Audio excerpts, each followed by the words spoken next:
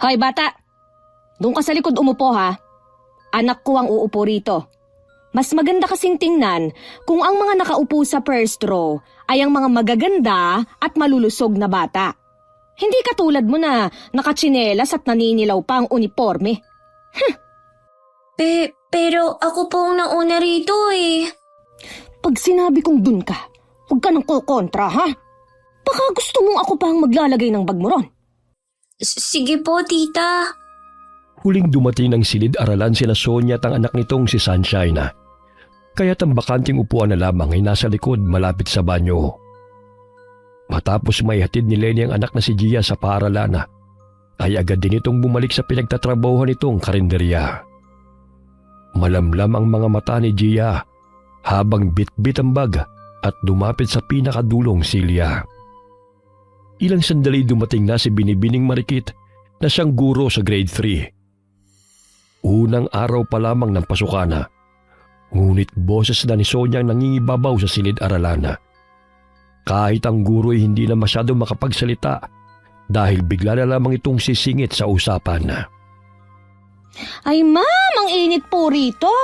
Ano kaya kung maglagay tayo ng aircon? Para naman makapag-focus ang mga bata sa aralin nila. Lalo na ho itong anak ko.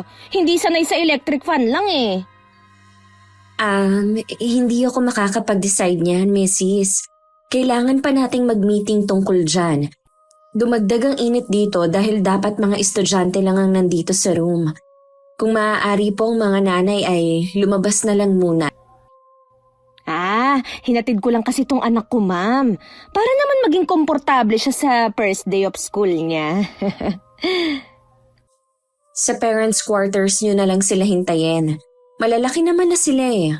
Kasi medyo di pa sanay si Sunshine na iwan ko eh. Lalo na't kakaumpisa pa lang ng klase. Mrs., she will be fine. Nandito naman ho ako. Hindi ko sila pababayaan. Lumabas si Sonia ng silid-aralan at pumunta sa parents' quarters. Habang kausap ang mga nanay, ay binibida pa nito ang unat na buhok at makinis na pisngi dahil sa mahal na rejuvenating set na gamit at mahal na pagpapaayos ng buhok. Nagpapayabangan sila kung sinong may magandang pagkakariban ng buhok. Hay naku, Day! Ang pangit ng pagkakariban sa'yo. Tingnan mo nga ang buhok mo, parang alambre. Hindi kagaya sa akin. Tingnan mo, bagsak na bagsak. Umismid ang isang nanay na naroon dahil sa kayabangan ni Sonia at hindi nagpapatalo. Ang iba'y napapatawa, ngunit karamihan naman ay nayayamot sa kayabangan nito. Ilang sandali tumunog ang bela, hudyat na oras na ng reses. Kaya't muli siyang tumungo sa silid-aralan ng anak upang ibigay ang binili nitong pagkain. Oh, ito ang merienda mo, anak. Masarap ang burger na yan. Ang sarap ng pagkain niya. Samantalang ako itlog at konting kanin. Kailan kaya ako makakakain ng burger at makakainom ng gatas na katulad sa batang yon? Napansin ng babae na nakatingin si Gia sa kanila habang kumakain ang anak. Kaya't pinandilatan ito ng mata ang bata. Bahagyang yumuko si Gia dahil natakot sa babae at kinain na lamang ang baon niyang itlog. Ilang sandali napada ng kaklase niyang si Sunshine. Nasagi ng bata ang tupperware niya kaya nahulog ito sa sahig at dumikit ang ilang kanin sa damit ng bata. Ano ba, bata? Tingnan mo, nadumihan mo ang damit ng anak ko. Palibhasa, naiinggit ka kasi luma yung damit mo. Siya pong sumiko sa pagkain ko, tita. Gagawin mo pa ng kasalanan ng anak ko, ha? Hala, linisin mo yan. Hindi ka kasi nag-iingat eh. Tila tigre ang sinisinghala ng babae ang bata, kaya natakot ito sa kanya. Wala roon ang guro dahil pumunta sa kantin upang bumili ng pagkain. Kaya't malaya nitong pinapagalitan si Gia kahit hindi naman ito kasalanan ng nangyari. Ilang sandali dumating ang guro at nagsimula ng bumalik sa upuan ng mga estudyante. Okay, class. Tapos na ba kayong kumain? Yung mga basura ninyo, itapon sa basurahan, ha? Ayokong may makitang kalat sa room. Pasimpleng tumayo si Sonia sa tapat ng banyo habang hinihintay ang anak. Tumahimik na siya ngunit nakataas pa rin ang kilay na nakatingin kay Gia habang pinupulot ng bata ang nahulog na kanin. Napansin ni binibining marikit si Gia na abalang dinadampot ang mga kanin, kaya't nilapitan nito ang estudyante. Aba, ang daming natapon na. Nakakain ka ba, Gia? Isang subo lang po, ma'am. Kasi... Hindi na niya ipinagpatuloy ang sasabihin nang mapatingin siya kay Sonia na nooy nakataas ang kilay. Nang lumingon ang guro sa babae, ay pasimple itong ngumiti na tila ba'y walang nangyari. Sa susunod, mag-iingat ka, ha? Oh, ito na lang ang biskwit kainin mo. Thank you po, ma'am. Dadalhin ko lang po tong natapong kanin sa bahay dahil kakainin pa ho ito ng mga manok. Ayaw kasi ni nanay na tinatapon ko ang tirang pagkain eh. Tama yan, dahil hindi pwedeng sayangin ang grasya. Matapos na makapagbanyo si Sunshine, lumabas na rin ang silid-aralan ng ina nitong si Sonia. Tila ba'y binibaby pa nito ang anak kahit nasa grade 3 na ito. Malaki ang katawan ng bata, ngunit umiiyak pa ito sa tuwing hindi alam ang isasagot kapag tinatanong ng guro. Natumba ang basurahan kaya't inayos yun ni binibining marikit. Napansin nito ang kalahating burger sa basurahan kaya't tinanong niya ang mga estudyante kung kanino yun. Nagtaas ng kamay si Sunshine at sinabi nitong busog na siya at di na kayang ubusin yun sapagkat 2 burger na ang kanyang naubos. Sunshine, hindi magandang magsayang ng pagkain, ha? Kung hindi mo kayang ubusin, pwede mong itabi para may kainin ka pa mamaya. Maraming bata ang hindi nakakakain yan, kaya matuto tayong magbigay halaga sa pagkain. Ngunit sumimangot ang bata at inihagis ang krayola sa harapan ng kanyang guro. Dahilan na bumuntong hininga si binibining marikit at inutusan si Sunshine na kunin yun. Kunin mo ang krayola mo, Sunshine. Hindi akong pupulot niyan. Dahil sa sinabing yun ng guro, ay mas lalong nagalit ang bata at nagsisigaw na ito sa loob ng silid-aralan. Class, kung ayaw niyong pagsabihan at makinig sa akin, maaari kong ipatawag ang parents ninyo upang kausapin regarding sa mga pinapakita ninyong ugali.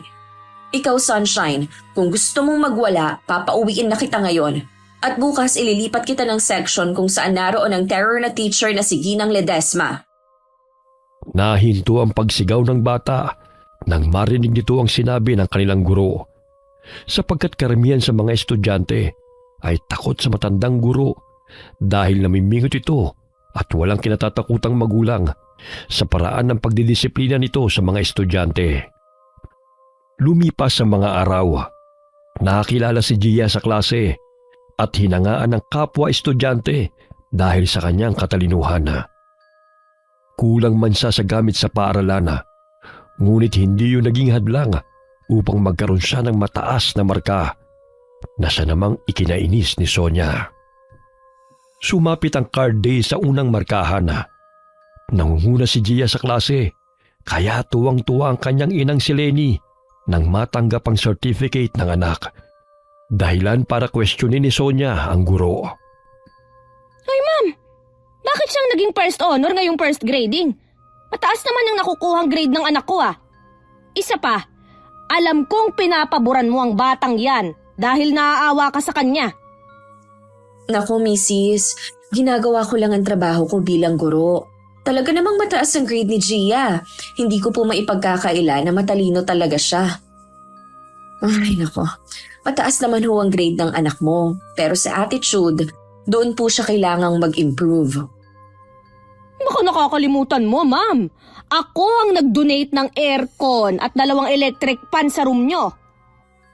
Hindi ko nakakalimutan yon, Mrs. Ngunit hindi naman pwedeng gawing first honor ang anak ninyo kung di talaga niya na-meet ang grade para sa title na yon. Nadidinig ni Lenny ang reklamo ng babae. Ngunit hindi lamang niya yun pinansin. Niyakap niya ang anak na masayang-masaya sa certificate na natanggap at may regalo pang school supplies ang lahat ng honor student mula sa kanilang guro. Nay, tignan niyo oh. Ang ganda ng crayons, lapis at may papel pa. Tsaka may art materials pa ho. Ito po kasi ang pinangako ni Ma'am na ibibigay niya sa makakakuha ng mataas na grades. Kaya nga po, mag-aaral ako ng mabuti para hindi na kayo mamombrema sa school supplies ko. Basta anak, gawin mo lang ang kaya mo at maging mabait kang bata. Kasi ang ugali ang mas importante sa lahat. Tugon ni Lenny sa anak bago napasulyap kay Sonia. Nagkatinginan sila at napansin niyang nagsalubong ang kilay ng babae. Dahilan para lapitan siya nito. Hoy, ako ba ang pinaparinggan mo, ha? Akala mo kung sino ka? Ha? Bakit naman kita pariringgan? Kausap ko ang anak ko. Isa pa, hindi naman kita kilala para gawin ko yun sa'yo. Mahinang tinulak pa nito si Lenny, kaya't inawat sila ng ibang nanay na naroon na. Maging si Binibining Marikit ay nakisali na rin. Mrs., pakiusap, huwag kayong mag-away lalo na sa harapan ng mga bata. Alam mo bang naging normal na kay Sunshine ang makipag-away sa mga kaklase niya? Lalo na kung hindi nasusunod ka agad ang gusto niya. Ngayon may idea na ho ako kung bakit siya nagkakaganon. Sana naman maging good example ho tayo sa mga bata. Hindi yung tayo pang matanda ang nagsisimula ng gulo. Hindi na lamang pinatulan ni Lenny ang babae at agad na nagpaalam sa guro. Tila wala man lamang kahihiyan si Sonia at pinanindigan na hindi makatarungan ng grades ng kanyang anak. Dahil sa pangyayaring yun, bumida na naman si Sonia na magdodonate ng supplies na kailangan ng guro sa pagtuturo nang sa gayon na hindi maalis sa honors ang anak. Bagay na hinayaan na lamang ni Binibining Marikit dahil hindi naman ito nagpapaawat kahit sabihin pa nito na hindi na kailangang magbigay pa. Habang naglalakad pa uwi, naikwento ni Gia sa ina na madalas siyang pinag-iinitan ni Sunshine, lalo na kung hindi niya ginagawa ang artwork nito sapagkat magaling siya sa pagguhit. Nay, alam mo bang pinumunit ni Sunshine ng papel ko na ipapasa ko kay Ma'am nung nakaraang araw? Tapos sinabunutan po niya ako nung lumabas si Ma'am sa room. Oh, bakit ngayon mo lang sinabi, anak? Di sana sinumbong natin siya kay Binibining Marikit. Sinumbong ko na po siya at pinagalitan siya ni Ma'am. Kaya lang, yung nanay pa niyang nagalit kay Ma'am dahil ako raw ang sinungaling at hindi si Sunshine. Nay, gusto ko lang po talagang mag-aral. Ayokong may kaaway. Naiintindihan kita, anak. Sana kung nabubuhay pa ang tatay mo, mahahatid sundo kita sa paaralan. Kaya lang, mag-isa na akong bumubuhay sa'yo eh. Kailangan kong magtrabaho para makapag-aral ka. Malaki na po ako, Nay. Hindi mo na ako kailangang ihatid pa. Masayang isinabit ni Lenny sa dingding ang certificate ng anak, katabi ng ibang medalya na natanggap nung nakaraang taon. Ang dami na ng mga award mo, anak. Kung nabubuhay lang ang tatay mo, natitiyak kong matutuwa yon kapag nakita ang mga ito. Oo nga po, Nay. Kinuha ni Lenny sa plastic ang regalo sa anak. Ganun na lamang ang tuwa ng bata nang tanggapin ang bagong uniforme na pinatahi ng ina. Pasensya ka na, anak. Ngayon lang ako nakaluwag-luwag, ha? Isang pares lang muna yan. Kapag nagkapera ako, dadagdagan ko ang uniforme mo. May medyas at sapatos din akong binili para sa'yo. Alam ko kasing madalas kang tinutokso ng Sunshine na yun eh. Sino pong nagsabi sa'yo, Nay? Yung pamangkin ng kasama ko sa karinderya. Kaklase mo pala si Carla.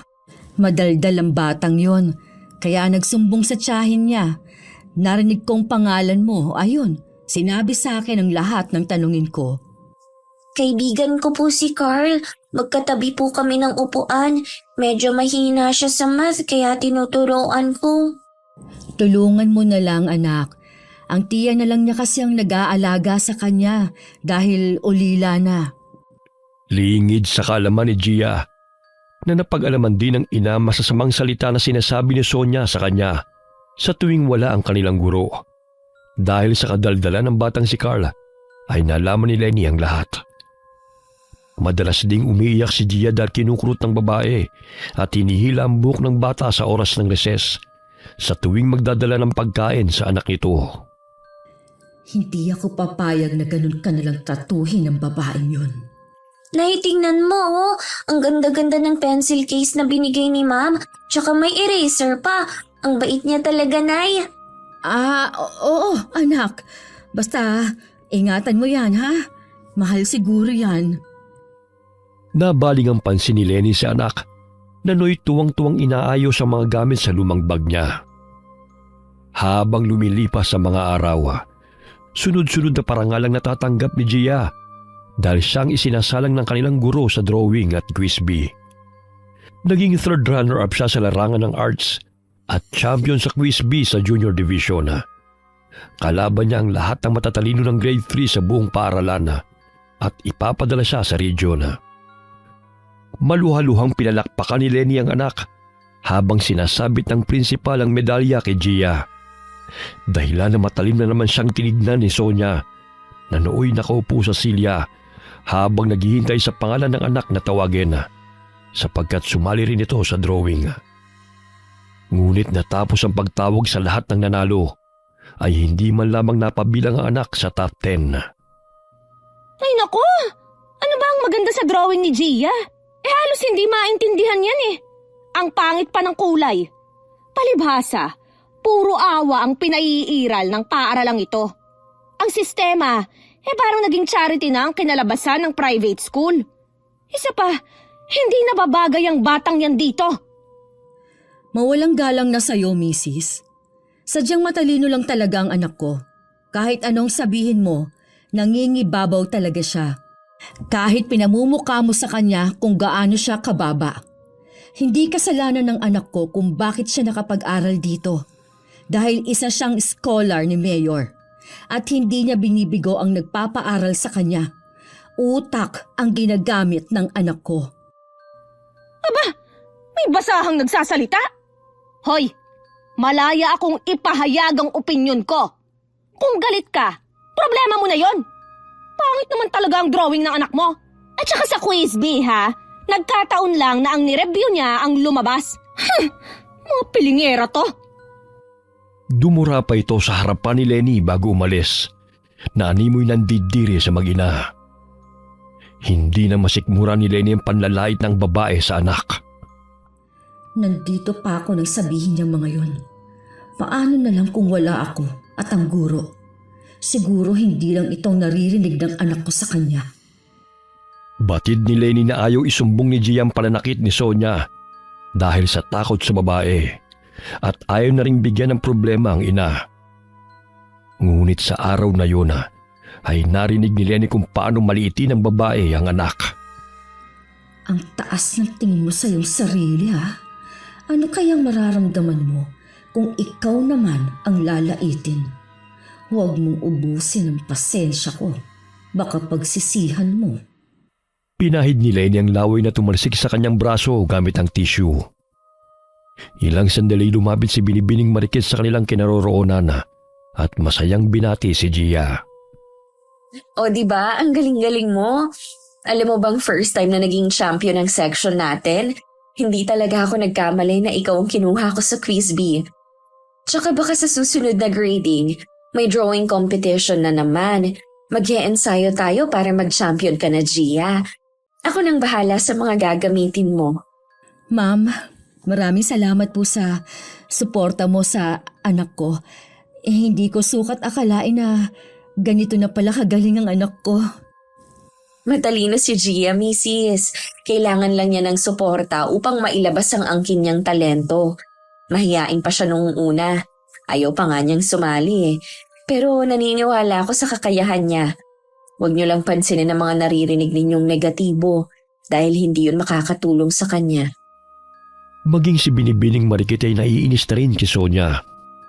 Madalas nitong pinagsasabihan ng babae dahil gusto nitong isali ang anak na si Sunshine sa quiz bee kahit hindi naman ganon katalino upang ipabida lamang sa mga kakilala nito na ang anak ang pinakamatalino sa klase. Alas 5 na ng hapon nakauwi ang mag-ina. Habang papauwi biglang sumulpot ang sasakyan kahit na nasa gilid na sila ng kalsada at halatang sinadya ang pagkakabangga sa kanila. Tumilapon silang mag-ina sa talahiban. Mabuti na lamang walang malalaking bato ang naroon. Ngunit nawala ng malay si Gia dahil napilay nito sa kaliwang braso at may sugat sa ulo. Nagtamo rin ang sugat sa magkabilang braso at tuhod si Lenny. Tumayo siya upang alalayan ang anak at nagsisisigaw na humihingi ng tulong. Walang nakakita sa pangyayari dahil biglaan. Maya-maya may tricycle na huminto at patakbong tinungo ng matandang driver ang kinaroroonan ng mag-ina. Pinuhat ng lalaki ang bata at agad ay sinugod sa ospital. Manong, pakiusap, tulungan niyo ako madala sa ospital ang anak ko. Binangga kami ng kotse, pero hindi ko po nakuha ang numero ng sasakyan. Ang bilis ng pangyayari. Pagdating nila ng ospital ay agad silang inasikaso ng dalawang nurse at doktor. Ginamot ang kanyang mga sugat at dinala sa emergency room si Gia. Sinabi ng doktor na nabalian ng buto ang bata at kailangan lagyan ng plaster cast upang mapabilis ang paggaling nito. Dok, pakiusap. Kayo na pong bahala sa anak ko. Gawin ninyong makabubuti para sa kanya. Nagising si Gia na masakit ang katawan. Nang bumuti na ang pakiramdam niya, ay nagpaalam ang ina na uuwi sa kanilang bahay upang kumuha ng damit at ilang gamit. Napadaan siya sa lugar kung saan sila binangga at ang bakas ng gulong sa pinakagilid ng kalsada ay naroon pa. Dumakot ng kaunting lupa si Lenny at inilagay yun sa pulang tela. Sa pamamagitan nun ay pahihirapan niyang taong muntikan ng pumatay sa kanilang mag-ina. Matapos niyang makuha sa kanilang bahay ang mga gamit na kakailanganin ay bumalik siya sa ospital. Nay, kailan po ba ako lalabas dito? Hindi ko na po magalaw ang braso ko. Pagtiisan mo na lang muna yan, anak. Gagaling ka rin. Ang sabi ng doktor, sa susunod na araw, makakalabas ka na. Malamlam ang mga matang tugo ni Lenny sa anak. Ilang araw siyang hindi nakapagtrabaho sa karinderya, kaya ang kaunting naipon ay nagastos niya sa pagpapagamot sa anak. Kahit na libreng ibang gamot, may binili pa rin siya sa butika na wala sa ospital. Sa umpisa'y nahirapan si Gia dahil sa bigat ng braso na may plaster cast at splint. Ngunit unti-unti rin siyang nasanay kalaunan.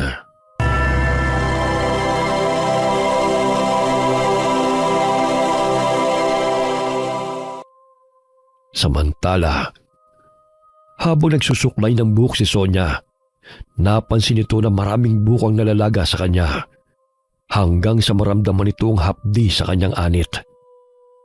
Nadagdagan ang kanyang pangamba nang makita sa salamin na natutuyot ang balat sa palibot ng bibig nito dahilan ng magkaroon ng sugat. Ang kanyang labi ay nagbibitak-bitak. Dehydrated na siguro ako kaya ganito. Ay, kailangan kong mag-refresh dahil nagiging haggard na ako. Diyos ko. Pero, bakit ang daming nalalagas na buhok ko? Wala naman akong inilagay bukod sa ginagamit ko noon Nagpa-check up sa klinika si Sonia at inirekomenda sa kanya ng doktor ang shampoo para sa hair fall at gamot para sa kanyang mga sugat. Habang hinahatid sa paaralan ng anak, naramdaman nito ang patuloy na naglalagas ang kanyang buhok nang marahan itong hinawi ang nakatakip sa kanyang mukha. Halos nakapanyang napanot na anit dahilan na ilagay niya sa kanyang ulo ang panyo at damputin ang mga buhok na nahulog sa sahig. Oh my gosh! Baka nga sa chemical na ginagamit sa buhok ko kaya nagkakaganito. Ititigil ko na muna ang pagpapareband at pagpapakulay. Maaari ding may alopecia na ako. Ay naku Diyos ko, huwag naman sana. Pinagalitan pa nito ang anak dahil may hinihingi na naman to sa kanya na pagkain kahit nabilhan niya na ito. Pumasok ka na sa room mo, Sunshine. Aalis na muna ako dahil may pupuntahan pa ako. Ipapasundo na lang kita kay Manang mamaya. Umiiyak ang anak dahil hindi ito pumayag. Ngunit kinirot niya ito sa tagiliran dahilan para sumunod na rin ito sa kanya. Hindi lang yan ang aabutin mo sa akin kapag ginalit mo ako. Hala, pumasok ka na sa room niyo. Unang beses na sinaktan ni Sonia ang anak at agad na umalis sa paaralan. Nagtataka mga nanay sa kinikilos ng babae dahil ang araw na yun ay hindi ito nakipagkwentuhan sa kanila. Habang nagmamaneho ng kotse, nakaramdam ng pagkabalisa si Sonia. Nanlamig ang kanyang katawan at tumatagaktak ang malapot na pawis sa kanyang noo. Ay, ang katin ng ulo ko. Nakapag-shampoo naman ako kanina. Kinamot nito ang ulo. Nagulat siya nang makita sa salamin na natanggal ang kanyang buhok sa bandang noo at kitang-kita nito na napanot yun. Hindi pwede to. Ano na lang ang sasabihin ng mga parents sa school kapag nalaman nila ang nangyayari sa akin? Kailangan kong bumalik sa clinic ni Doc. Dahil sa pagmamadali, muntik na siyang bumangga sa isang kotse. Mabuti na lamang ay nakapreno siya kaagad. Dahilan para businaan siya na nakasalubong na kotse. Puisit! Anong kamalasan ang nangyayaring to sa akin? Organic naman ang ginagamit ko Tsaka ilang beses na akong nagpapareband. Pero hindi naman ako nagkakaganito. At wala akong allergy sa mga gamot noon. Ay, hindi na talaga maganda to. Maging ang doktor na kaibigan ni Sonia ay hindi makapaniwala sa biglaang pagkakalbo ng babae. Dok, tingnan mo. Hindi pa to ganito kanina, di ba? Pero bakit ang bilis naman ng paglalagas ng mga buhok ko? Kaninang umaga lang to nagsimula. Sobrang katipan ng ulo ko. Kaya nagkakasugat na ang scalp ko. Kahit ang dermatologist ay nagtaka sa kondisyon ni Sonia. Muli nitong binigyan ng gamot ang babae upang maibsan ang pangangati nito. Lumilipas ang mga araw, ngunit hindi pa rin gumagaling si Sonia. Nagpasuri na siya sa ibang doktor, ngunit pare-pareho lamang ang mga gamot ay binibigay sa kanya. Maging ang makinis nitong mukha ay nangingitim na at sinabi ng doktor na marahil na sobrang sa rejuvenating cream na ginagamit nito. Liingid sa kanyang kalaman na kinukulam na siya at nasa ilalim ng itim na kapangyarihan na pinapakawalan ng taong inagrabyado niya. Araw yun ng Martes, kaya't isinagawa ni Lenny ang bagay na sana'y gusto na niyang ibaon sa limot. Anak siya ng isang mangkukulam na kilalang kumikitil ng buhay noon sa kanilang baryo. Nang pumanaw ang ina, iniwan sa kanya mga gamit sa kulam, ngunit itinago lamang niya ito sa baul, sapagkat gusto niyang mamuhay bilang ordinaryong tao.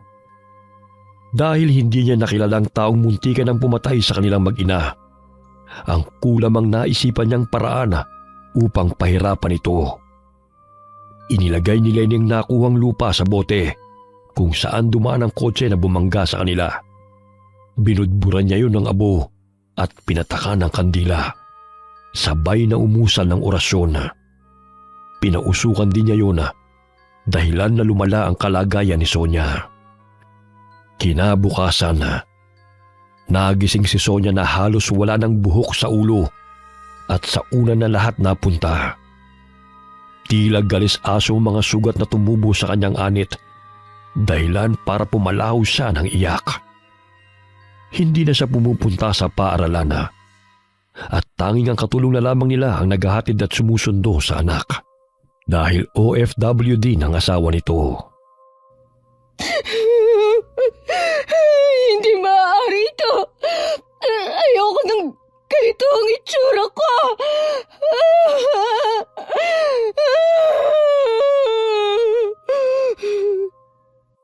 Nang pumasok sa kwarto nito ang anak na si Sunshine, ganun na lamang ang iyak ng bata dahil natakot ito sa kanya. Tumakbo ito patungo sa katulong upang magtago dahil buong akala nito'y isang halimaw ang kanyang nakita. Labis nang naapektuhan ng anak nitong si Sunshine. Madalas na itong umiiyak sa paaralan sapagkat naninibago na ito dahil hindi na siya binibigyan ng oras ng ina. Tangi ang kasambahay na lamang ang nag-aasikaso sa kanya. Naikwento ni Gia sa ina ang madalas na pag-iyak ni Sunshine sa paaralan na. Kaya't kahit na hindi sila magkasundo noon ay mas minabuti niyang kaibiganin ang kaklase. Bakit ba siya umiiyak? Nasabi niya ba sa'yo? Ang sabi niya, parang monster na raw ang mama niya, Nay. Wala na raw tong buhok at parang natutuklap ang anit. Natatakot daw po siya. Baka hindi na yun ang mama niya. Nay, naging mabait na po sa akin si Sunshine. Magkaibigan na po kami ngayon. Hindi na po niya ako inaasar at tinutulungan ko na rin po siya sa mga lessons namin. Dahil hindi na raw po siya natuturuan ng mama niya. Kahit na gusto ko siyang kulamin noon dahil sa masama niyang ugali at pananakot sa anak ko. Ngunit hindi ko yun ginawa. Ibig bang sabihin, maaaring siyang bumangga sa amin? Napapikit si Lenny sa ideyang yun. Tila ba'y hinaplos ang kanyang puso nang marinig ang kwento ng kanyang anak. Napakabait ni Gia. Sa kabila ng maling pagtrato sa kanya noon ng kaklase, naaawa pa rin siya sa pinagdadaanan nito. Mag-iisang buwan ding isinagawa ni Lenny ang kulam upang pahirapan ng taong bumangga sa kanila. Ngunit napagpasahan niyang bawiin na ang kulam na kanyang pinatawa. Nag-focus na lamang siya sa kanyang anak at trabaho at gustong kalimutan ang puot na kanyang naramdaman. Kasabay ng paggaling ni Gia at pagtanggal ng plaster cast sa nabaling braso ay siya namang unti-unting paggaling ni Sonia. Hindi na mahapdi ang sugat sa ulo ko. Tsaka ang pisngi ko.